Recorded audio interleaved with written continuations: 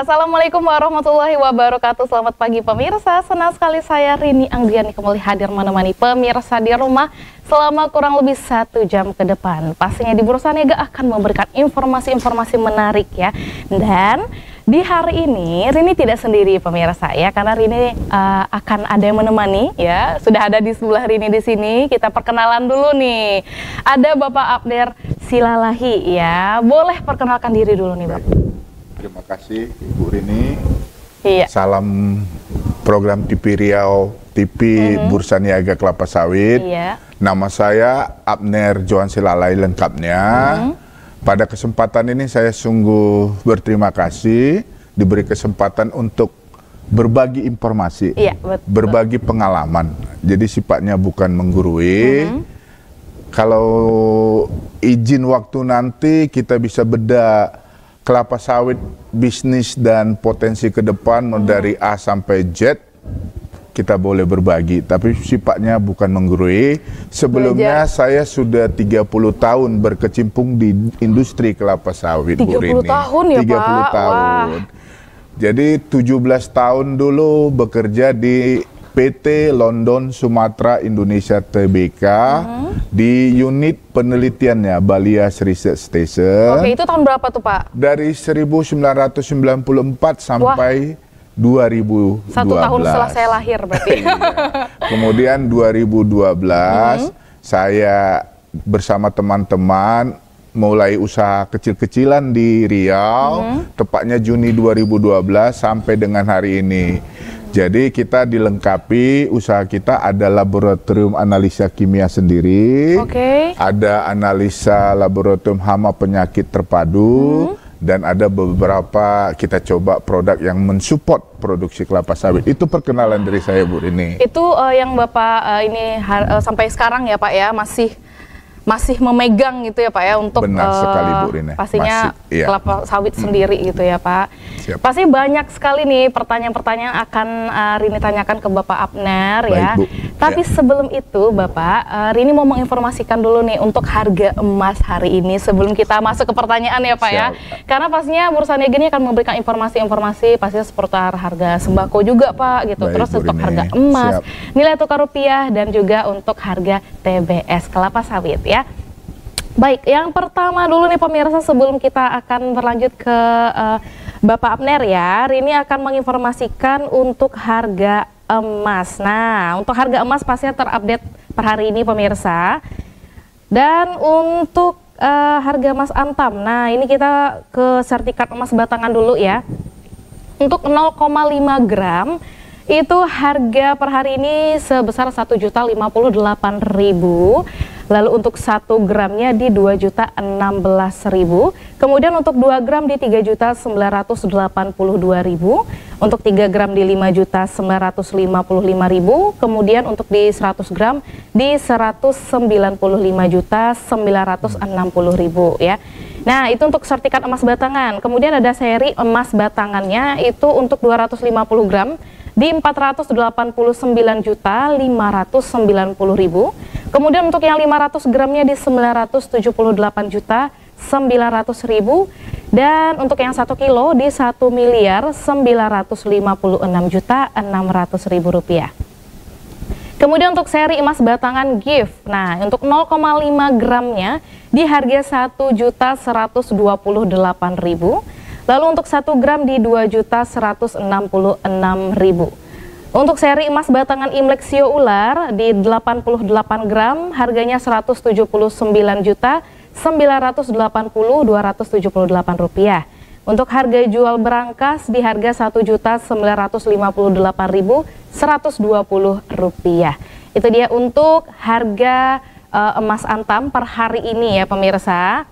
Dan kita beralih lagi nih ke Bapak Abner. Nah, ngomong-ngomong mengenai kelapa sawit ya, untuk produksi kelapa sawit dan semuanya, untuk Rini pengen tahu nih Pak, gambaran umum dalam berkebun kelapa sawit itu seperti apa sih Pak?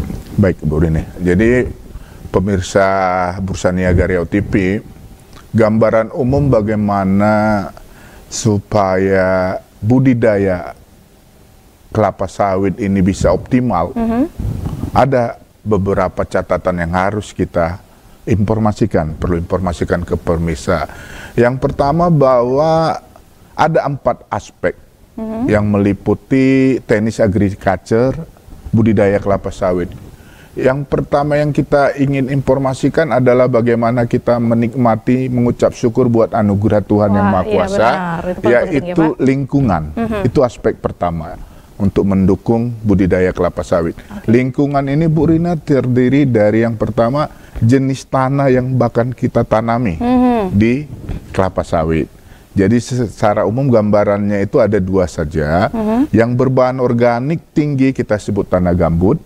Hampir kalau tidak salah hampir 60-70% di Provinsi Riau. Wah. Yang kedua itu jenis tanah mineral. Itu anugerah Tuhan yang tidak bisa. Berarti kalau untuk yang kelapa sawit sendiri itu yang pertama tadi Pak? Atau kita tuh harus tahu dulu nih ini tanahnya seperti ini untuk bisa kita tanami kelapa sawit gitu? Benar sekali. Kalau boleh dipilih kita pasti akan memilih yang tanah mineral. Oh mineral? Boleh kita nanti aspek apa saja kenapa harus mineral. Kalau di lain kesempatan boleh kita bahas secara detail. Yang kedua yaitu anugerah Tuhan yang kita perlukan untuk bisnis kelapa sawit, curah hujan. Wah. Curah hujan itu supaya produktivitas yang optimal, yang tinggi, itu minimum ya perharinya itu 6 mm. 6 mm artinya dalam 1 satuan meter kuadrat akan menerima air sebanyak 6 liter. Oh tunggu Pak, berarti kalau misalnya nih musim penghujan itu malah bagus untuk produksi kelapa sawit atau malah tidak bagus Pak? Ada batasan. Jangan sampai melebihi dari kapasitas daya tahan ikat airnya. Berarti kalau berlebih apakah nanti bakal... Akan terjadi ya secara gambaran umum itu terjadi pencucian nutrisi di permukaan juga bisa. Jadi yang bagus itu 6 mm per hari, jadi idealnya 1 tahun itu 1.800 sampai 2.000 mm curah hujan. Itu yang kedua. Yang ketiga, dunia kelapa sawit juga memerlukan sinar matahari. Untuk proses membantu fotosintesa, makanan dirubah menjadi energi, pertumbuhan dan fase generatif, itu perlu sinar matahari. Juga sama, minimal kalau bisa ada paparan sinar matahari atau UV itu 6 jam. Yang ketiga, yang keempat itu perlu juga angin. Angin diperlukan kalau bisa kecepatannya itu 6 sampai 7 km per jam. Gunanya untuk apa? Secara sederhananya untuk membantu proses penyerbukan. Itu yang namanya faktor yang tidak bisa kita rubah. Ini alam. Kemudian yang kedua yang paling utama, sering saya katakan, supaya jangan gagal dalam berbisnis kelapa sawit, faktor yang kedua yang bisa kita kelola adalah penentuan atau pembelian bibit yang asli atau tersertifikasi. Berarti penentuan bibit merupakan salah satu faktor menyukseskan utama. Untuk pembuahan kelapa sawit sendiri. Di luar gitu faktor lingkungan tadi. Itu faktor yang pertama kalau saya bilang. Jangan pernah tergoda pembelian bibit yang harga terjangkau gitu. Murah. Dia tidak bisa menunjukkan sertifikasi pada saat dia beli dari Balai Benih. Sejauh ini mungkin kalau yang sudah diakui itu ada 13 penangkar atau balai benih di seluruh negara kita Indonesia. Ya, saya tidak mau sebutkan, tapi pada prinsipnya kalau benih itu dari balai benih yang sudah tersertifikasi, pasti produksinya bagus. Mereka berani tampilkan performan, tampilan bakal buah itu rata-rata 30 sampai 36 ton. Sekali lagi saya ulangi, 30 sampai 36 ton per hektar per tahun. Itu tampilan yang mereka. Itu dengan menggunakan bibit yang terverifikasi tadi. Benar sekali. Nah, kalau misalnya ada yang salah nih dalam pembelian bibitnya, Pak, yang mungkin karena iming-iming dengan harga yang murah ya, yang penting mah bisa berbuah gitu. Nah, perbedaan bibit yang terverifikasi tadi dengan yang mungkin dengan iming-imingin pembelian murah tadi itu seperti apa Pak? Apakah produksinya berkurang atau gimana? Baik, gambaran umum sebenarnya bibit yang terverifikasi itu hasil dari persilangan. Persilangan antara mother palm atau pohon induk betina itu jenis atau varietas Dura. Dura itu cangkangnya tebal, intinya agak besar tapi mesokarp, daging buahnya itu tipis. Oke. Itu dura. Kalau bisa jangan kita beli seperti ini. Kemudian disilangkan dengan pejantannya istilahnya, ya itu pokok induk laki-laki, Piscifera. Piscifera itu tidak ada sel atau cangkangnya, intinya hampir tidak ada, jadi mesokarp semua. Jadi ini yang dikawinkan, ini akan menghasilkan paritas namanya tenera. Hasil persilangan D kali P, ini adalah T, tenera.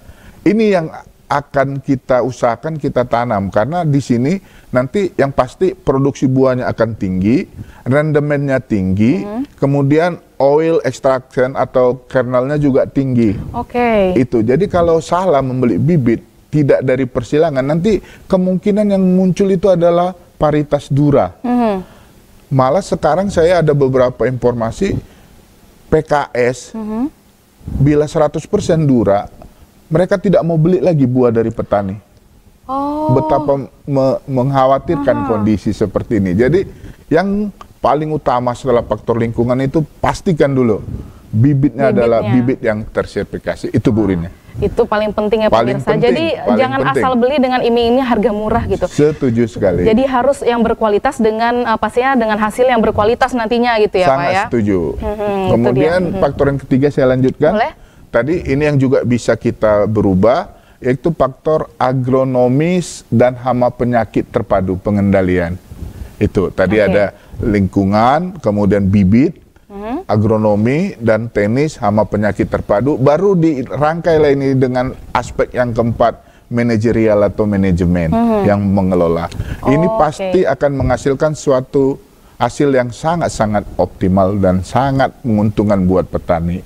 Itu fase dari yang harus kita informasikan ke Bursa Niaga. Itu baru gambaran umum ya pemirsa. Masih banyak pertanyaan-pertanyaan yang akan Rini tanyakan nanti dengan Bapak Abner. Tapi kita tahan dulu ya Bapak ya. Kita mau break dulu. Jadi pemirsa jangan kemana-mana, tetap bersama kami di Bursa Niaga.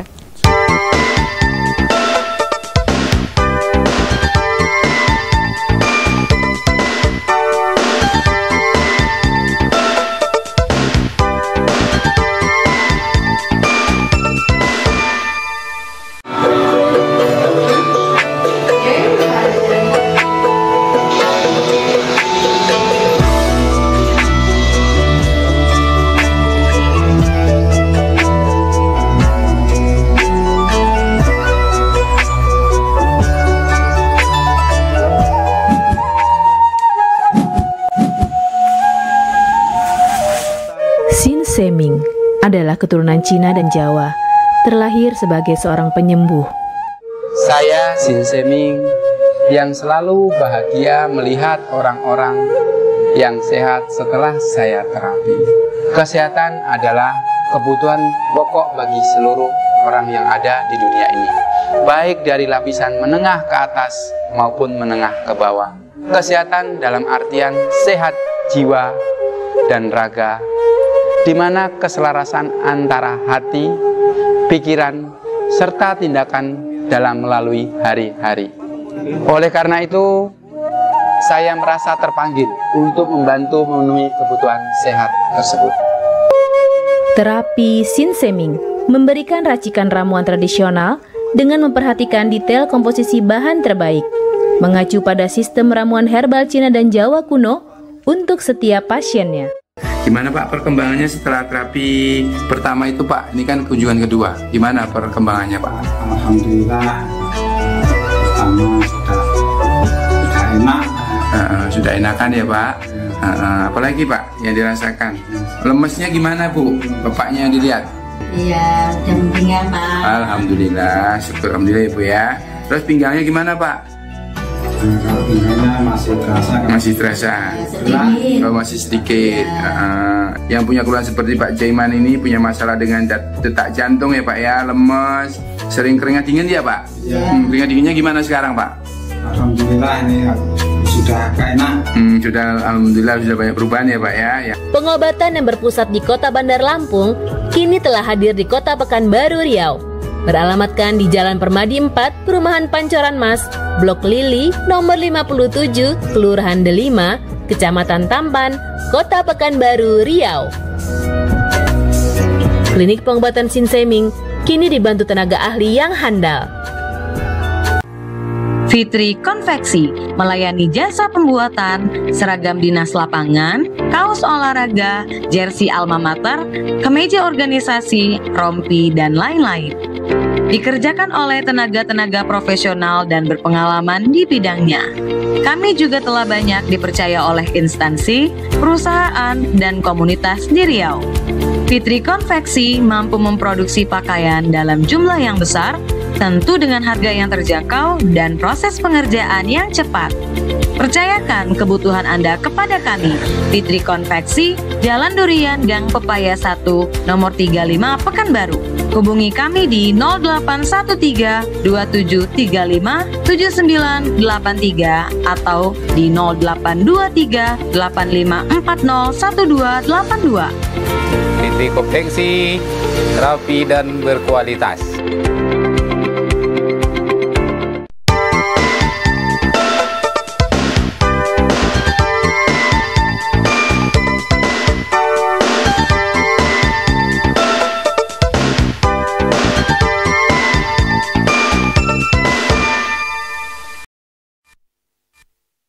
Oke pemirsa, masih bersama kami di Bursa Niaga untuk segmen kedua ya. Tadi untuk segmen pertama kita sudah menginformasikan untuk harga emas. Nah juga tadi kita sudah membahas gambaran umum mengenai kelapa sawit, berkebun kelapa sawit sendiri ya. Nah segmen kedua ini Rini akan menginformasikan dulu ya untuk harga sembako per hari ini. Untuk harga sembako sendiri, data yang kita dapatkan itu data dari Dinas Perindustrian dan Perdagangan Kota Pekanbaru. Oke, kita akan beralih dulu, ada 7 pasar ya di Kota Pekanbaru. Yang pertama dari Pasar Cipuan dulu pemirsa. Untuk cabai merah Bukit Tinggi, per kilonya di harga Rp53.000. Lalu untuk cabai rawit di Rp30.000. Untuk bawang merah di Rp32.000 per kilonya. Bawang putih di Rp37.000. Untuk beras belida Rp152.000 dan untuk anak daro di Rp173.000. Lalu kita beralih ke Pasar Sail. Untuk di Pasar Sail, cabai merah Bukit Tinggi di Rp60.000 per kilo, cabai rawit di Rp50.000 per kilo, bawang merah Rp50.000 per kilo, bawang putih Rp50.000, beras belida Rp160.000 dan anak daro di Rp170.000 per 10 kilonya. Lalu untuk di Pasar 50, cabai merah Bukit Tinggi di harga Rp50.000 per kilo, cabai rawit di Rp35.000 per kilo, bawang merah Rp40.000 per kilo, bawang putih Rp42.000, kemudian ada beras belida Rp150.000 dan anak daro di Rp170.000. Lalu ada Pasar Agus Salim, cabai merah Bukit Tinggi di harga Rp50.000 per kilo, cabai rawit di Rp28.000 per kilo, bawang merah di Rp36.000, bawang putih di Rp40.000, beras belida Rp152.000 per 10 kilo dan anak daro di Rp166.000. Kemudian Pasar Palapa, cabai merah di Rp50.000 per kilo, cabai rawit di Rp35.000, bawang merah di Rp38.000, bawang putih Rp40.000, beras belida Rp160.000 dan anak daro di Rp180.000 per 10 kilonya. Kemudian di Pasar Rumbai, cabai merah Bukit Tinggi di harga Rp60.000 per kilo, cabai rawit di Rp40.000 per kilo, bawang merah di Rp50.000, bawang putih Rp48.000, untuk beras belida Rp155.000 dan anak daro di Rp180.000 per 10 kilo. Pasar terakhir ada Pasar Simpang Baru. Untuk di Pasar Simpang Baru, cabai merah Bukit Tinggi di harga Rp60.000 per kilo, cabai rawit di Rp35.000, bawang merah di Rp48.000, bawang putih di Rp52.000, beras belida di Rp153.000 dan anak daro di Rp157.000 per 10 kilo. Itu dia untuk harga sembako di 7 pasar yang ada di Kota Pekanbaru ya. Pastinya data ini didapatkan dari Dinas Perindustrian dan Perdagangan Kota Pekanbaru. Oke pemirsa, kita beralih lagi nih ke Bapak Abner ya. Baik, untuk pembahasan kita mengenai perkebunan kelapa sawit sendiri. Nah tadi kita sudah membahas mengenai gambaran umum dan juga pembahasan mengenai bibit kelapa sawit sendiri. Baik, ya Pak. Ya. Nah untuk proses pembentukan bakal tandan buah kelapa sawit itu bagaimana sih Pak untuk prosesnya sendiri? Baik, saya kira sebelum ke situ, saya ingin menginformasikan tadi di luar dari faktor lingkungan, yang paling vital itu adalah bagaimana mempersiapkan bibit unggul yang sudah tersertifikasi.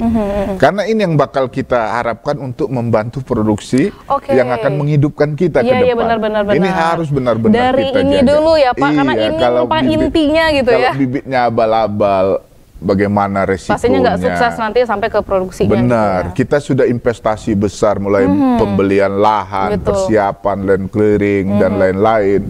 Tapi kalau baby yang akan kita rawat ini abal-abal, risikonya besar sekali. Itu yang pertama.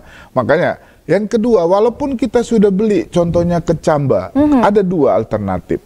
Kita bisa beli bibit yang sudah siap tanam, atau kita persiapkan dari awal supaya kita lebih percaya diri bahwa bibit yang kita beli itu benar-benar yang tersertifikasi dan bibit yang sudah terawat dengan baik. Tapi Pak, sebelum itu, yang kalau menurut Bapak nih, yang bagus tuh apakah kita dari bibit yang memang sudah tinggal tanam atau memang bibit dari awalnya, Pak? Baik, pertanyaan yang bagus, Bu. Jadi sebenarnya itu ada optional pilihan. Kalau kita petani pekebun yang luas lahannya masih belum begitu besar, kos investasinya itu kan tidak ada. Kita kalau mau skala besar, kita harus persiapkan lahan, air, perumahan untuk karyawan buat bibitan. Jadi secara sederhananya, kalau kita petani pekebun di Bursa Niaga ini, ya beli bibit yang sudah siap tanam saja. Karena itu yang paling tidak mengeluarkan modal untuk investasi, perawatan, tenaga kerja dan lain-lain. Itu yang paling utama, Bu Berini. Kemudian yang kedua, kalau yang paling utama juga jangan kita sembarangan membeli bibit di waralaba atau dimanapun itu. Pastikan bisa nggak penjual bibit siap tanam itu pada saat dia membeli kecamba, dia punya sertifikat dari balai benihnya. Contohnya perusahaan A, dia menjual memang produsen benih, dia akan keluarkan sertifikat. Kita lihat, artinya kalau dia beli hari ini, contohnya di bulan Mei, berarti di bulan Mei tahun depan dia baru akan bisa menjual bibit itu, minimal 12 bulan. Kita lihat sertifikatnya. Kalau kita beli hari ini Mei, berarti sertifikatnya itu minimal Mei 2024 lalu. Gitu. Itu, jadi itu tidak akan membodohi kita. Baru kita pastikan kita beli, karena harganya lumayan, harganya lumayan. Variasi mungkin di pasaran saat ini ada yang 50 sampai 60 ribu per batang atau per polybag yang siap tanam. Itu. Tapi kalau perusahaan besar, biasanya mereka pasti membuat bibitan sendiri. Bibitan sendiri. Memang panjang, historinya nggak begitu ini. Cuma dia akan membutuhkan investasi lahan, persiapan. Kalau pembibitan mungkin gambaran umumnya adalah ada dua pilihan. Setelah persiapan lahan, land clearing, bersihkan semua, sumber airnya harus jelas. Kemudian media tanahnya harus jelas. Kalau bisa berbahan organik minimal 5%. Kemudian untuk tenaga kerjanya. Kemudian untuk semua yang supervisi sama penyakit. Jadi ada dua sih sebenarnya prosesnya. Ada yang namanya double stake nursery atau bibitan 2 tahap, atau ada bibitan yang 1 tahap. Tapi kalau untuk petani pekebun di Bursa Niaga, saya kira lebih baik kita cari bibit yang benar-benar tersertifikasi, kita boleh tanam dengan baik. Karena nanti ketahuannya itu bibit abal-abal atau tidak, itu butuh waktu minimal 3-4 tahun. Wah, resikonya sangat besar sekali. Iya benar, jadi kita udah 3 tahun menunggu, ternyata setelah tidak bagus gitu ya. Kita belah nanti itu buahnya ternyata dura. Kalau dura, potensi produksinya itu pun paling 15-16 ton. Paling performa yang dijanjikan balai benih 30 ton, hanya 50%. Kemudian rendemen, kalau paritas dura itu hanya 15 paling tinggi, 15%. Ada oil extraction rate-nya. Kalau dia tenera bisa 24-25-26%. Ini kan semua profit margin yang harus dikejar baik sama bisnismen itu, Bu. Misalnya nih Pak, ini mungkin ada pemirsa Bursa Niaga yang baru ketahuan nih, ternyata untuk produksi kelapa sawit sendiri menggunakan bibit abal-abal misalnya. Iya, Nah, benar. kira-kira apakah masih ada kesempatan untuk apa harus diulang dari awal nih kita, Pak? Kira-kira Pak, bisa nggak sih Pak kalau kayak gitu? ini pertanyaan paling sulit justru ini. Sulit ya Pak? Paling sulit saya menjawabnya. Kalau memang dia 100%, khawatirnya itu nanti tidak laku dijual. Nah, ini pertimbangannya ke petani ya, saya balikan. Kalau 100% Dura, kebunnya contohnya ada 5 hektar. 100% Dura semua. Iya benar. Terus dipanen, kalau PKS menolak, di mana mau kita pasarkan? Itu mungkin kita kembalikan ke petani pekebun. Tapi masih bisa diperbaiki nggak sih Pak? Ya, Itu kan harus diganti. berarti harus dimulai dari awal lagi Dari gitu nol ya. lagi, 3 tahun ke depan, makanya Nunggu hati-hati, lama lagi ya. sungguh benar-benar hati-hati pada saat membeli bibit itu. Kalau sebenarnya kalau 100% tidak ya, 100% karena walaupun dia dari kelata istilahnya sawit itu yang jatuh ke tanah itu ditanam, itu ada potensi 25, 50, 25. Artinya 25% dia bisa Dura, Tenera, kemudian 50% bisa Dura, atau Piscifera-nya bisa 25%. Kemungkinan itu namanya tidak kawin silang. Kemungkinan ada, tapi kalau sudah sampai 100% sangat ibah kita sama petani. Sedih ya.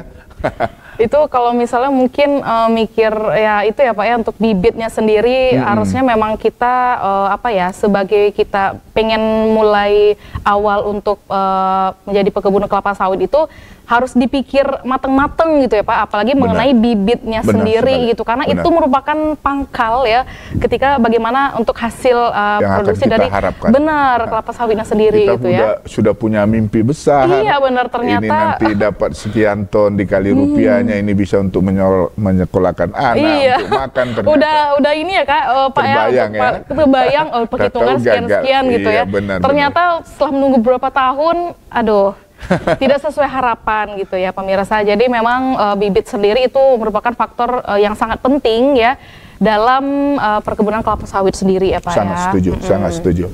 Oke, tadi kita udah ke proses pembentukan bakal tandan buah sawitnya nih Pak. Jadi ini juga harus dipahami sama petani pekebun kelapa sawit. Hasil penelitian dari ekspatriat dari Inggris, Corley namanya. Corley tahun 1977. Ketepatan bukunya saya punya. Tapi memang tebal sekali bahasa Inggris. Jadi, bahasa Inggris lagi. Bahasa Inggris ya. Kalau saya harus translate dulu Pak. Dulu saya kan bekerja di PT London Sumatera, unit risetnya namanya saja sudah London. Iya, jadi dulu awalnya dulu dimiliki sama perusahaan keluarga dari Inggris sana ya. Jadi kalau kita kerja di riset dulu, karena direktur risetnya itu orang ekspatriat orang Inggris ya, minimal sedikit tahu bahasa Inggris. Harus tahu sih Pak. Jadi dari catatan Corley sebenarnya ada 5 tahapan. Ini yang harus petani pekebun pahami ya. Proses pembentukan bakal tandan buah. Sekali lagi saya ulangi, proses pembentukan bakal tandan buah yang akan kita panen. Itu ceritanya bukan ujuk-ujuk Bu Rini. Apa bahasa Riaunya ujuk-ujuk ya? Bukan serta-merta gitu. Jangan pernah kita bayangkan kita nanam tanaman semusim multikultura. Yang 3 bulan kemudian kita bisa panen. Itu yang paling yang harus kita sharing, berbagi informasi. Ini sebenarnya sih kalau apalagi Rini yang awam sekali, kita mikirnya enak ya dapat ini gitu. Padahal prosesnya itu sangat panjang dan sangat banyak gitu ya Pak ya. Tapi dengan mengetahui proses bakal pembentukan tandan ini, saya sekali lagi saya tekankan, petani punya gairah yang luar biasa. Tolong dicatat sekali lagi, saya dengan mengetahui proses pembentukan bakal tandan buah, petani bakal sangat responsif, gairah untuk berkebun sawit. Kenapa? Boleh kita bedah. Jadi proses pembentukan tandan bakal buah itu menurut catatan penelitian si Corley tahun 1977 itu dimulai dari bicara bakal pelepah masuk ke dalam itu, pelepah paling muda di ujung. Itu masuk ke dalam itu minus 39 bulan. Berarti 3 tahun 3 bulan. Di situ ceritanya kita mulai Bu Rine. Jangan cerita 2 bulan. Ya, di situ. minus 39 bulan, disitulah mulai cerita bisnis kelapa sawit. Oke? Iya. Jadi di situ bakal terjadi proses pembentukan daun namanya. Tuh, Wah. fase satunya. Kemudian semakin naik dia ke atas, nanti sampai 0 bulan, itulah yang di atas, ya. Naik dia ke atas minus 30 sampai 23 bulan. Bakal pembentukan bunga. Ini dia bakal bunga ini yang harus kita perhatikan benar-benar. Oh gitu ya. Jadi dari yang awal itu Minus maksudnya ke tidak dalam, terlalu dia gitu kan ya. naik tumbuh ke atas, terus bakal pelepahnya ini sampai dia ke atas. Jadi minus 38 sampai 33 ini proses bakal pembentukan bunga. Oke. Ya, saya koreksi minus 38 sampai 33. Berarti 3 tahun. Terus fase yang ketiga itu minus 30 sampai 23, berarti 2 tahunan. 2 tahunan, oke. Ini penentuan seks rasio, jenis kelamin si bunga tadi. Oh. Itu sama seperti Panjang ya, itu baru panjang. ke tahun ke-5 ya. Benar, itu dia. Bayangkanlah, di situ dia akan terbentuk. Jadi sebenarnya secara fisiologi kelapa sawit, mungkin sekali lagi saya ulangi, potensi setiap bulan itu bakal keluar pelepah dan daun kelapa sawit itu 1 bulan 2 sampai 3 pelepah. Tapi akan diikuti bakal bunga itu 2 sampai 3 juga. Jadi setahun itu bisa kalau 2 aja 24 tandan, itu luar biasa. Itu tadi di minus di 30 sampai 23. Penentuan jenis kelamin. Ya kan? Wah. Pembentukan jenis kelamin ini sangat ditentukan kesehatan si kelapa sawit. Jangan sampai stresnya banyak. Apa aja stres kelapa sawit? Yang pertama tadi kembali curah hujan. Curah hujan, iya benar. Ya, curah Apakah hujannya sudah kalau mencukupi gitu ya, 1 Pak? bulan tidak atau 2 bulan tidak ada hujan sama sekali, dia akan stres. Berarti itu harus kita lakukan manual dong, Pak? Ya, kalau saya kira Seperti tidak itu ya? perlulah. Makanya berdoakan. Ini makanya iklim tropis kita sangat sesuai untuk menanam sawit. Selalu ada hujan. Iya, Tadi betul. saya lanjutkan ya. Saya lanjutkan. Baru setelah itu di minus 15 pembentukan ujung daun tombak. Wah. Nah, jadi itu yang ketiga. Itu tahun keberapa itu, Pak? Berarti sudah memasuki fase 1 sampai 2 tahun minus. Oke. Kemudian di fase yang ke-11, yang keempat, di minus 11-12, di situ kalau tadi saya katakan stres, karena curah hujan, karena ada hama penyakit, contohnya kena makan ulat api, Oke. ada penyakit, hama dan penyakit, stres si sawit, bunga yang harusnya bunga betina atau bunga jantan, dia akan mengalami proses aborsi, gugur. Bisa Kayak gugur Bu manusia Rini. ya, Pak, Iya. Makanya tadi dari potensi. Ada stresnya juga gitu ya. Iya, dari potensi bakal 24 tandan per tahun itu bisa turun jadi berapa? Tergantung stresnya. Tingkat kestresan si kelapa sawitnya Benar ini sekali. gitu ya. Jadi itu tadi proses kalau sudah nanti aborsinya tidak terjadi, ya minimal dapat aja 12 sampai 16 bakal bunga setiap tahun. Itu yang capaian 30 ton pasti tercapai. Oke. Iya, Wah. jadi petani kelapa sawit nggak usah muluk-muluk. Saya kasih contoh, kita coba hitung 1 bulan 1 tandan aja.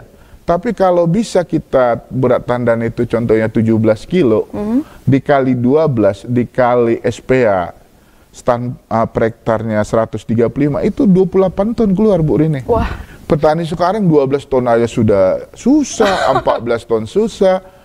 Padahal potensinya ada 30.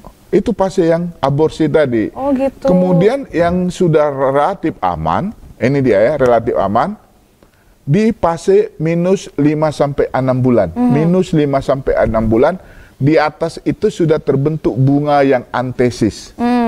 Bunga antesis itu sudah pasti ini nggak akan gugur, sudah jadilah. Oh gitu. Nah, itu tinggal menunggu 5 bulan lagi siap panen. Nah, sekarang sudah beda nih.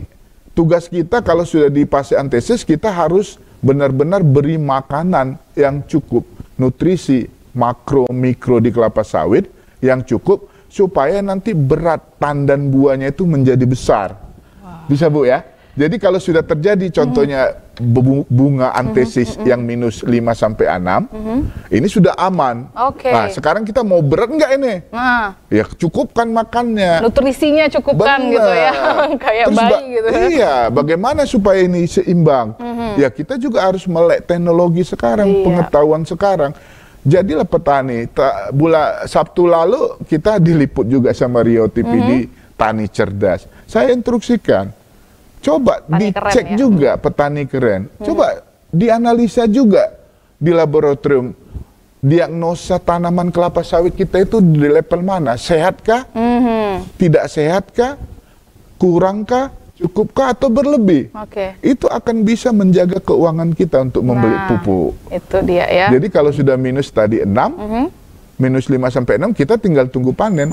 Mau kita beratkan nggak Bu ini? Iya. Nah, kalau mau diberatkan, ayo kita analisa. Jadi cocok dia, pas dia. Oh, aku butuhnya kalium lebih besar, aku butuhnya fosfor lebih besar, aku butuhnya mikro lebih besar. Itu pas. Jadi bukan di sana itu dosisnya kita ikuti aja bagus. Wah, salah. Kurang sesuai tepat. dengan ini kita ya Pak ya, kebiasaan kita. Jadi itu tadi proses pembentukan itu ada 5 tahap tadi. Mulai dari minus 39, minus 30, minus 23, minus 15, minus 5 sampai 6, sampai 0. Sampai 0. Itulah yang dipanen. Itu Bu Lini. Oke, itu ya. Kita tahan dulu karena masih ada lagi di segmen ketiga nanti pemirsa. Bagi pemirsa yang penasaran kira-kira kita bahas apa lagi di segmen ketiga, jangan kemana-mana ya. Tetap bersama kami di Bursa Niaga.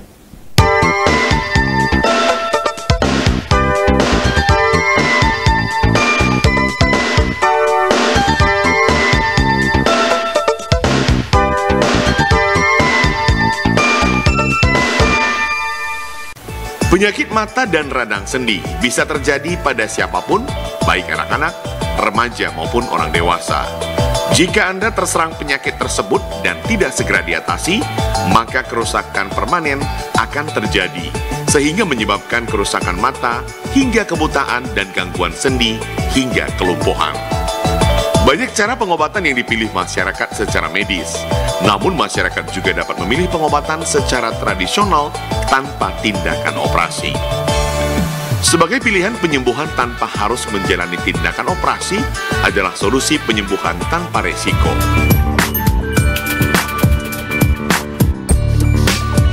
Saat ini, kami hadir untuk Anda, klinik pengobatan herbal Mr. Hari S, tanpa operasi mata, tulang, dan sendi yang berada di Jalan Sisingamangaraja, nomor 37, depan Hotel Citytel, Pekanbaru, nomor telepon 0822 610 39898. Selama ini saya keluhan memang ada nyeri di pinggang. Saya mempunyai keluhan penglihatan mata saya itu kalau membaca tidak nampak.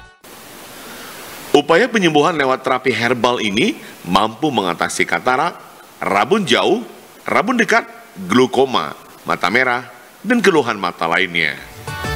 Selain itu juga dapat mengatasi keluhan tulang dan sendi, osteoporosis atau pengeroposan tulang, pengapuran sendi, radang sendi, saraf terjepit, asam urat, dan keluhan tulang lainnya. Pengobatan terapi herbal tanpa efek samping karena pengobatan diberikan sesuai dengan keluhan yang dirasakan pasien. Hanya dengan beberapa kali pengobatan, mengikuti terapi herbal, penderita sudah dapat merasakan khasiatnya. Penderita penyakit mata, tulang, dan sendi yang menginginkan pengobatan tanpa operasi dapat mengunjungi klinik pengobatan herbal khusus mata, tulang, dan sendi di Jalan Sisingamangaraja, nomor 37, depan Hotel Citytel, Pekanbaru, nomor telepon 0822 6103 9898. Silakan bagi para bapak dan ibu yang mempunyai keluhan mata, tulang, dan persendiannya untuk jangan ragu, cek dan konsultasikan keluhan mata, tulang, dan persendian Anda kepada kami. Kesehatan Anda adalah prioritas bagi kami. Di pengobatan pertama sedikit berkurang untuk keluhan, dan di pengobatan kedua memang sama sekali sudah merasakan perubahan yang signifikan, yang rabun saya itu sudah menghilang dan saya melihat jelas untuk membaca. Iya, selama saya berobat di sini memang ada banyak berkurang daripada terapi yang diterapkan pada pengobatan ini, ada banyak berkurang daripada pinggang saya. Kesembuhan tentunya sudah jelas, kita namanya berobat pasti ada kesembuhan. Kalau enggak saya mungkin sudah mundur dari awal lah. Tapi karena ini ada kesembuhan, saya terapkan terus berjalan. Pastikan Anda untuk mencoba pengobatan alternatif terapi herbal mata, tulang, dan sendi sebelum dinyatakan sangat parah hingga menjalani operasi. Saat ini, sudah banyak pasien yang merasakan keampuhan terapi herbal Mr. Hari S, tulang, dan sendi di Jalan Sisinga Mangaraja, nomor 37, depan Hotel Citytel Pekanbaru. Nomor telepon 0822 6103 9898. Dulu saya mengalami sakit mata bertahun-tahun. Kalau terkena sinar cahaya lampu, mata saya selalu sakit, bahkan mengeluarkan air mata. Saya selalu melakukan pengobatan medis, tapi hasilnya belum ada. Setelah saya melakukan pengobatan mata, baru 2 kali saya laksanakan pengobatan herbal Mr. Hari tanpa operasi. Sekarang alhamdulillah mata saya sudah berangsur-angsur sembuh. Apabila terkena sinar cahaya, sekarang mata saya sudah tidak sakit dan tidak berair lagi. Awal gejala yang saya alami itu nyeri sendi di lutut yang sangat mengganggu aktivitas saya sehari-hari. Akhirnya saya berobat ke pengobatan tulang dan sendi tanpa operasi, dan selama 3 kali pengobatan, gejala nyeri sendi yang saya alami itu tidak saya rasakan lagi dan saya dapat beraktivitas kembali seperti biasanya. Kesehatan Anda adalah prioritas bagi kami. Ayo, tunggu apa lagi? Pastikan Anda berkunjung ke terapi herbal Mr. Hari S, mata, tulang, dan sendi dengan layanan yang berkualitas dengan hasil yang memuaskan.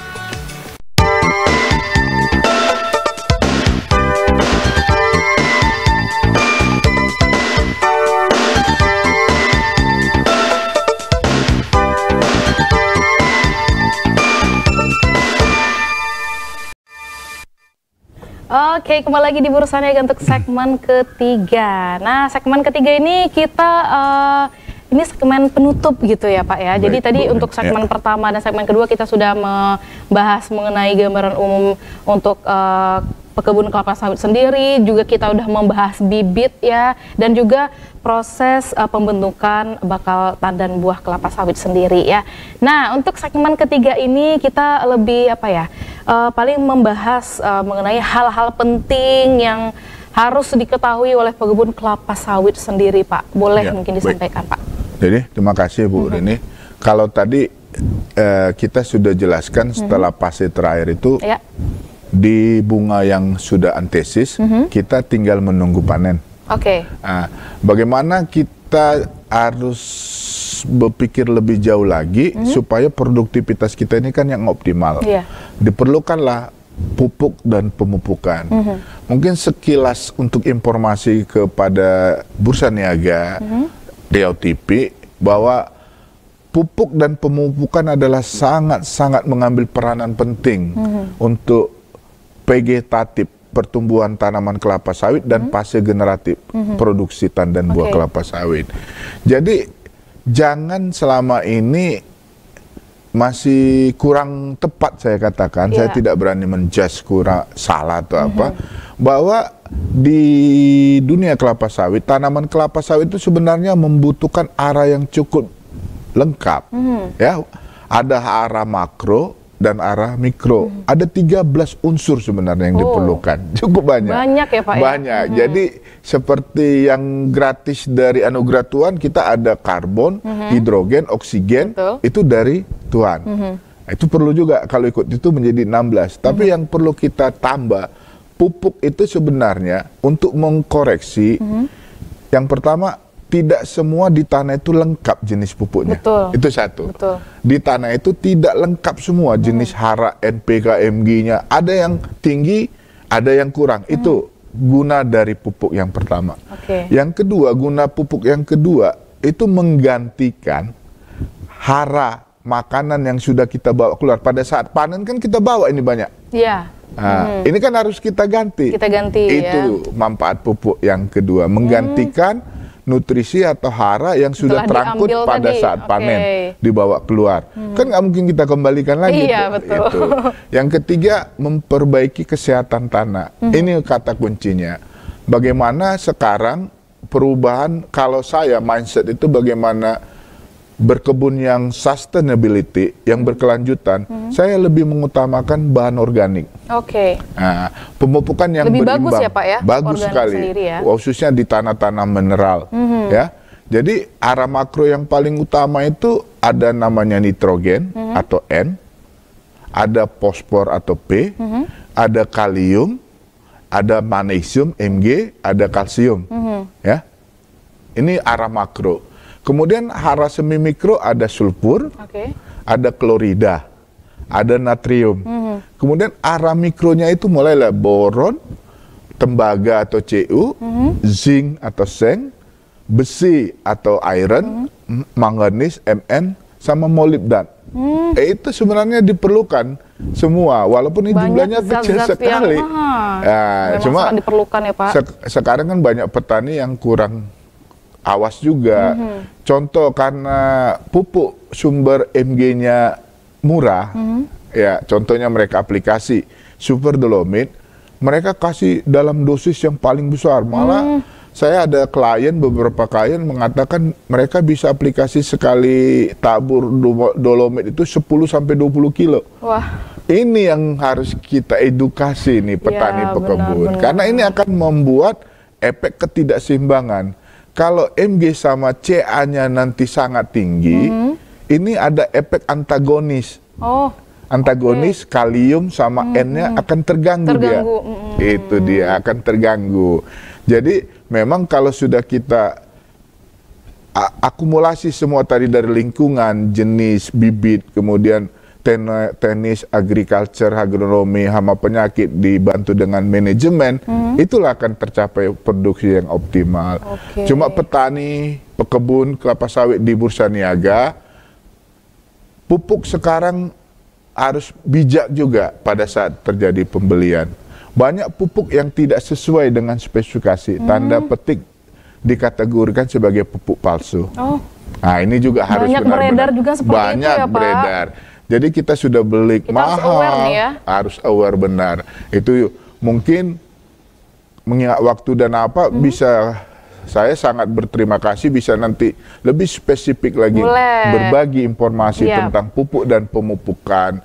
Berapa sih dosisnya, bagaimana cara menentukan, saya siap mensupport program Riau TV. Sesi ya, kita akan atur lagi nih, karena untuk kelapa sawit ini banyak sekali pemirsa ya, kalau misalnya kita mau bahas satu persatu gitu ya Pak ya. Benar sekali. Banyak sekali, termasuk mungkin untuk pembibitan, produksi dan proses produksinya gitu, itu banyak ya kalau misalnya kita pengen bahas satu-satu. Mungkin nanti di sesi selanjutnya kita akan atur lagi nih ya. Saya siap untuk kalau ada petani pekebun di Bursa Niaga mau berbagi informasi dengan saya, ada nomor handphone yang bisa saya hubungi. Ya. Jadi ini bagi pemirsa di rumah yang mungkin mau konsultasi gitu ya Pak ya. Siap Bu, siap. Konsultasi ke Bapak Abner Silalahi boleh. Nah pemirsa mesti catat nih nomor teleponnya ya. Di 0812 6201 931. Betul ya Pak? Benar sekali. Kita ulang lagi di 0812 6201 931. Pastinya mungkin bagi pemirsa di rumah yang pengen tahu nih seperti apa sih, ini udah nyaksin kita tapi waktu kita terbatas gitu ya. Boleh menghubungi Bapak Abner Silalahi untuk informasi mengenai bagaimana sih menjadi petani pekebun yang bagus, yang baik untuk produksi kelapa sawit sendiri ya. Nah, kita mau berterima kasih kepada Bapak Abner ya. Pasti pembahasan kita tuh sebenarnya masih banyak lagi, tapi waktu kita tidak mencukupi ya Pak ya. Terima kasih banyak sudah datang ke Bursa Niaga. Next kita akan atur lagi jadwal nih pemirsa ya, untuk pemirsa yang sangat tertarik menyaksikan kita dari jam 9 tadi sampai jam 10. Sekarang ya udah jam 10 nih, jadi sekaligus menutup perjumpaan kita pada Bursa Niaga hari ini ya. Bagi pemirsa yang tidak mau ketinggalan program menarik Rio TV, bisa melakukan streaming di www.riotelevisi.com atau bisa langsung download di mobil Android Anda ataupun di Akula Play dan juga GPM Stream. Pastikan jangan pernah ketinggalan program-program menarik di Rio TV khususnya untuk program Bursa Niaga. Saksikan Bursa Niaga setiap hari Senin sampai dengan Jumat pukul 9 sampai dengan pukul 10 waktu Indonesia Barat. Akhir kata saya Rini, ada Bapak Abner juga. Terima kasih. Dan kru yang bertugas mohon pamit undur diri. Terima kasih atas perhatian Anda. Wassalamualaikum warahmatullahi wabarakatuh dan sampai jumpa. Sampai jumpa.